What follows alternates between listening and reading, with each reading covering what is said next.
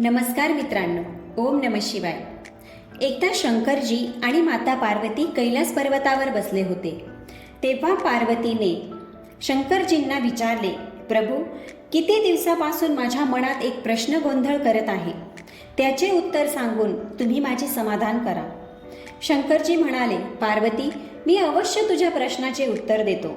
मला प्रश्न सांग, ज्यामुळे तू एवढी चिंतित आहेस. माता पार्वती म्हणाल्या, प्रभू, माझा प्रश्न आहे की सासूला त्रास देणाऱ्या सुनेला कोणती सजा मिळते. शंकरजी म्हणाले, खरे आहे पार्वती, तुझा प्रश्न फार महत्त्वाचा आहे. अशा अनेक सुना आहेत की ज्या सासूंना त्रास देतात. या प्रश्नाचे उत्तर मी तुला एका कहाणीद्वारे सांगतो. मित्रांनो, कहाणीला सुरुवात करण्याआधी चॅनलवर नवीन असाल तर सबस्क्राईब अवश्य करा आणि व्हिडिओला लाईक करा. तसेच बेल आयकॉनसुद्धा प्रेस करा. तर शंकरजी म्हणाले, हे पार्वती, खूप आधीची गोष्ट आहे. एका नगरात एक गरीब म्हातारी राहत होती. तिचे 2 मुलं होते. तिच्या दोन्ही मुलांचे लग्न झाले होते. मोठी सून फार दुष्ट आणि घमंडी स्वभावाची होती. तसेच लहान सून खूप शांत आणि संस्कारी होती. ती आपल्या सासूची खूप सेवा करायची. तसेच आपल्या नवऱ्याची सुद्धा मनापासून सेवा करायची. भगवान शिव म्हणतात, त्यांच्या घराची परिस्थिती खूप चांगली नव्हती. कसे तरी घराचा खर्च निघत होता. एके दिवशी आपल्या दोन्ही मुलांना म्हातारीने सांगितले, आता एवढ्यावर कसे आपले भागणार, तर तुम्ही दोघे शहरात जाऊन काम शोधा. त्यामुळे चांगला पैसा येईल आणि सगळ्यांना पोटभर जेवण मिळेल. शंकरजी म्हणाले, हे पार्वती, आईचे असे बोलणे मुलांनी ऐकले आणि शहरात जाण्याची तयारी करू लागले आणि आपापल्या पत्नींना सांगितले की आईची नीट काळजी घ्या, तिला काहीच त्रास व्हायला नको.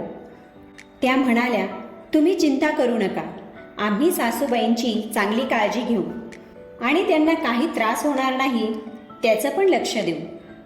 आता म्हातारीची दोन्ही मुलं शहरात निघून जातात आणि म्हातारी दोन्ही सुनांकडे 1 महिना राहू लागते. पहिले मोठ्या सुनेकडे जाते. ती आपल्या सासूकडून खूप काम करून घेत होती. कपडे धुणे, भांडी धुणे, झाडून काढणे, स्वयंपाक करणे, ही सगळीच कामे सासूकडून करून घ्यायची. एवढेच काय, तर झोपायच्या वेळेला सासूला पायसुद्धा दाबायला लावायची. आता एवढा त्रास सहन करून सुद्धा म्हातारीला पोटभर जेवण देत नव्हती. दोन्ही वेळेस ती सून सासूला बाशी चपात्या खायला द्यायची. असेच दिवस पसार होत होते आणि 1 महिना पूर्ण होतो. मग म्हातारी आपल्या लहान सुनेकडे जाते. शंकरजी म्हणतात, हे पार्वती, लहान सून फारच संस्कारी होती. ती आपल्या सासूची खूप सेवा करायची. ताजा स्वयंपाक बनवून सासूला खायला द्यायची. तिची सर्व कामे सूनच करून द्यायची. तेवढेच नाही तर झोपायच्या वेळेला सासूचे पायसुद्धा दाबून द्यायची. असेच दिवस जात होते. एके दिवशी म्हातारी जंगलात लाकडे घ्यायला जाते. अचानक तिला एक साधू दिसतात. ते साधू दुसरे कोणी नाही तर साक्षात श्री हरी विष्णू होते. ते म्हणतात, आई, तुम्ही खूप चिंतेत वाटत आहात. तेव्हा म्हातारी आपल्या मोठ्या सुनेचे वागणे त्या साधूंना सांगते. तेव्हा श्री हरी विष्णू रूपात असलेले साधू म्हणतात, हो, मला माहीत आहे, तुझी मोठी सून खूप दुष्ट आहे, पण तुझी लहान सून खूप संस्कारी आहे. तुझी ती खूप सेवा करते. आता तू एक काम कर, तू उद्या परत लाकडे घ्यायला येशील तेव्हा एका मक्याच्या झाडावर तुला मक्याचे कणीस दिसेल. मग तुझ्या लहान सुनेकडून ते कणीस तोडून घे. त्यामुळे तुझी गरिबी कायमची नष्ट होईल. मग एवढे बोलून श्रीहरी विष्णू अंतर्ध्यान होतात. मग म्हातारी आपल्या घरी येते. साधूने सांगितलेले सर्व आपल्या सुनेला सांगते. मग म्हातारी दुसऱ्या दिवशी आपल्या लहान सुनेसोबत जंगलात लाकडे घ्यायला येते. तेव्हा म्हातारीला मक्याचे एक झाड दिसते आणि त्या झाडावर एक कणीस होते. मग म्हातारी आपल्या सुनेला ते कणीस तोडण्यासाठी पाठवते आणि म्हणते, कदाचित त्यामुळे आपली गरिबी जाऊन आपल्याला चांगले दिवस येतील. कारण साधू संतांची वाणी कधीच खोटी ठरत नाही. म्हातारीचे ऐकून लहान सून ते कणीस तोडून आणते आणि सोलून बघते तर आत दाणे नव्हते. दाण्याऐवजी हिरे निघाले. हे बघून म्हातारी आणि तिची सून अतिशय आनंदी होतात आणि त्यांची गरिबी कायमची नाहीशी होते. लहान सून आपल्या पतीला घरी बोलावून घेते आणि अलिशान जीवन जगायला लागते. शंकरजी म्हणतात, हे पार्वती, जेव्हा ही घटना मोठ्या सुनेला कळते तेव्हा ती विचार करते की अचानक माझी दिराणी एवढी श्रीमंत कशी काय झाली.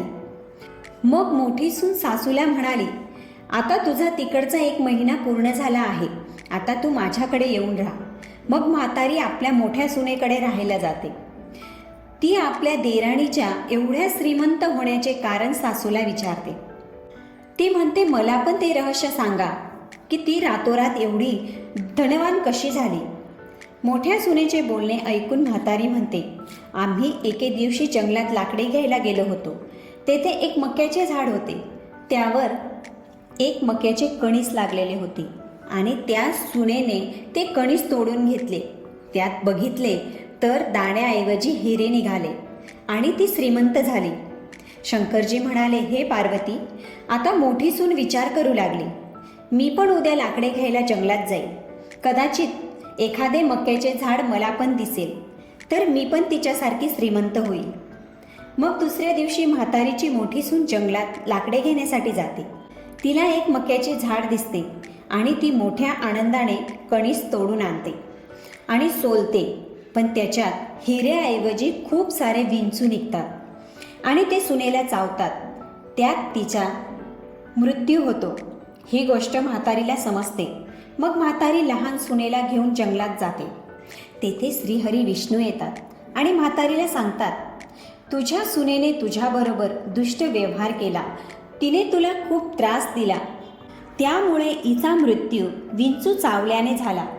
त्यात तिला असंख्य वेदना सहन करून तरफडत मरण आले. लहान सुनेने तुझी खूप सेवा केली, त्यामुळे लहान सुनेला तुझा आशीर्वाद मिळाला. त्याच आशीर्वादाने लहान सून श्रीमंत झाली. एवढे सांगून विष्णू भगवान अंतर्ध्यान होतात. भगवान शिव म्हणतात, हे पार्वती, जी सून आपल्या सासूबरोबर दुष्ट व्यवहार करते तिचा मृत्यू हजारो विंचू चावल्यावर जेवढ्या वेदना होतात तेवढ्या वेदना सहन करत करत विषाच्या प्रकोपाने तिला मृत्यू येतो. आणि जी आपल्या सासूची सेवा करते लहान सुनेसारखी, त्यांना सासू सासऱ्यांचा आशीर्वाद मिळतो. अशा सुना धनसंपत्ती प्रतिष्ठा मिळवून सुखात जीवन व्यतीत करतात. मित्रांनो, कहाणी आवडली असेल तर कॉमेंटमध्ये ओम नमः शिवाय अवश्य लिहा.